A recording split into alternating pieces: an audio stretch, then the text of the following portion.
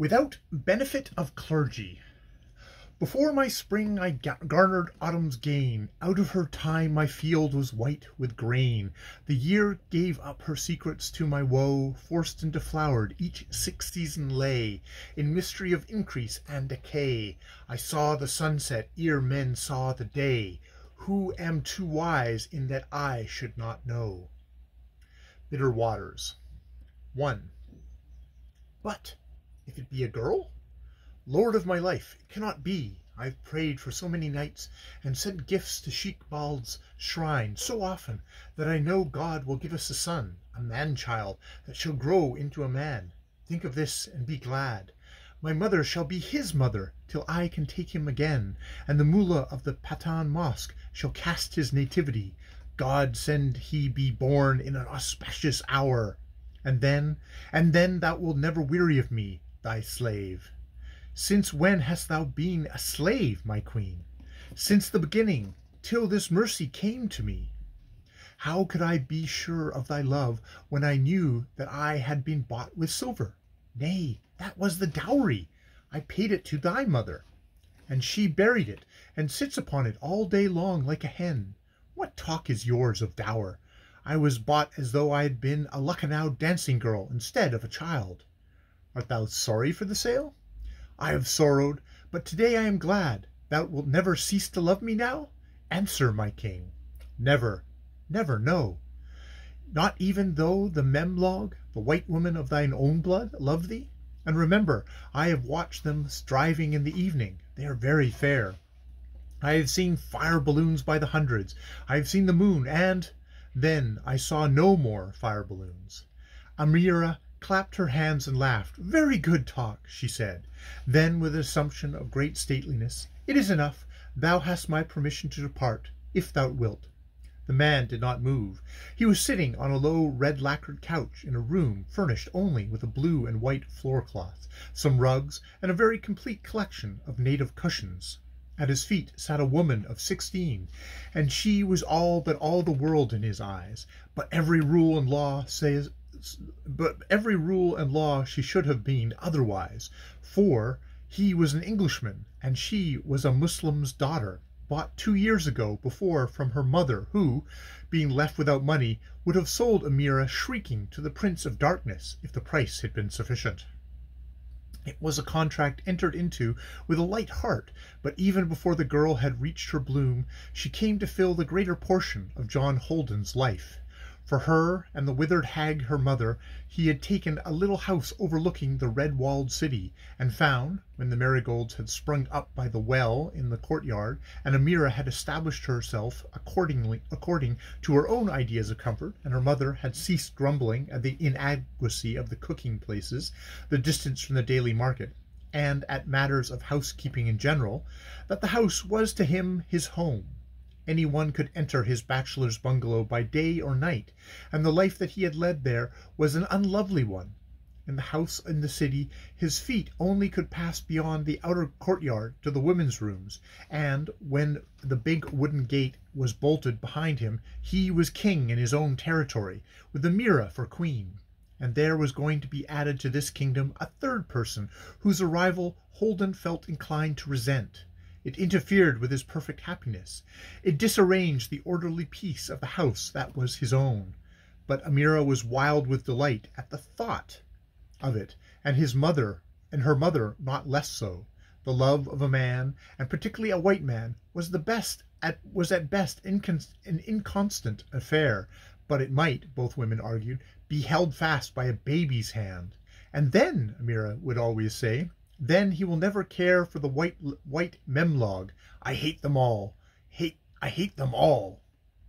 He will go back to his own people in time, said the mother, but of the blessings of God that time is yet afar off.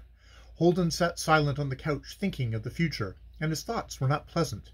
The drawbacks of a double life are manifold. The government, with singular care, had ordered him out of the station for a fortnight on special duty, in the place of a man who was watching by the bedside of a sick wife.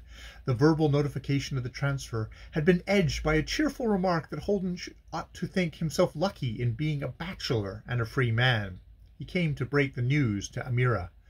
"It is not good," she said slowly, "but it is not all bad. There is my mother here, and no harm will come to me, unless indeed I die of pure joy. Go thou to thy work, and think no troublesome thoughts. When the days are done, I believe, nay, I am sure, and then I shall lay him in thy arms, and thou wilt love me forever. The train goes tonight, at midnight, is it not? Go now, and do not let thy heart be heavy by cause of me. But thou wilt not delay in returning? Thou wilt not stay on the road to talk to the bold white Memlog? Come back to me swiftly, my life." As he left the courtyard to reach his horse that was tethered to the gatepost, Holden spoke to the white-haired old watchman who guarded the house, and bade him under certain contingencies dispatch the filled-up telegraph form that Holden gave him. It was all that could be done, and with the sensation of a man who has attended his own funeral, Holden went away by the night mail to his exile. Every hour of the day he dreaded the arrival of the telegram, and every hour of the night he pictured to himself the death of Amira. In consequence, his work for the state was not first-rate quality, nor was his temper towards his colleagues of the most amiable. The fortnight ended without a sign from his home, and, torn to pieces by his anxieties, Holden returned to be swallowed up for 2 precious hours by a dinner at the club, wherein he heard, as man hears in a swoon, voices telling him how execrably he had performed the other man's duties, and how he had endeared himself to all his associates. Then he fled on horseback through the night with his heart in his mouth. There was no answer at first to his blows on the gate, and he had just wheeled his horse round to kick it in when Pir Khan appeared with a lantern and held his stirrup. "Has aught occurred?" said Holden. "The news does not come from my mouth, protector of the poor, but—" he held out his shaking hand as benefited the bearer of good news who is entitled to a reward. Holden hurried through the courtyard. A light burned in the upper room. His horse neighed in the gateway, and he heard a shrill little wail that sent all the blood into the apple of his throat. It was a new voice, but it did not prove that Amira was alive. "Who is there?" he called up to the narrow brick staircase. There was a cry of delight from Amira, and then the voice of the mother, tremulous with old age and pride. "We be 2 women, and the man, thy son." And on the threshold of the room, Holden stepped on the naked dagger that was laid there to avert ill luck, and it broke at the hilt under his impatient heel. "God is great!" cooed Amira in half-light. "Thou hast taken his misfortune on thy head." "Aye, but how is it with thee, life of my life? Old woman, how is it with her? She has forgotten her suffering for the joy that the child is born. There is no harm, but speak softly," said the mother. "It only needed thy presence to make me all well," said Amira. "My king, thou hast been very long away. What gifts hast thou for me? Ah, it is I that bring gifts this time. Look, my life, look. Was there ever such a babe?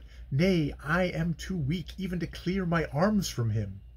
"Rest then, and do not talk. I am here, bachelorly, little woman."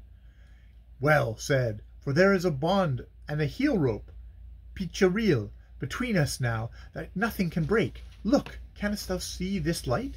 He is without spot or blemish, never such a man-child. Ya Ali, he shall be a pundit, no, a trooper of the queen. And my life, dost thou love me as well as ever, though I am faint and sick and worn? Answer truly." "Yea, I loved as I have loved, with all my soul. Lie still, Pearl, and rest."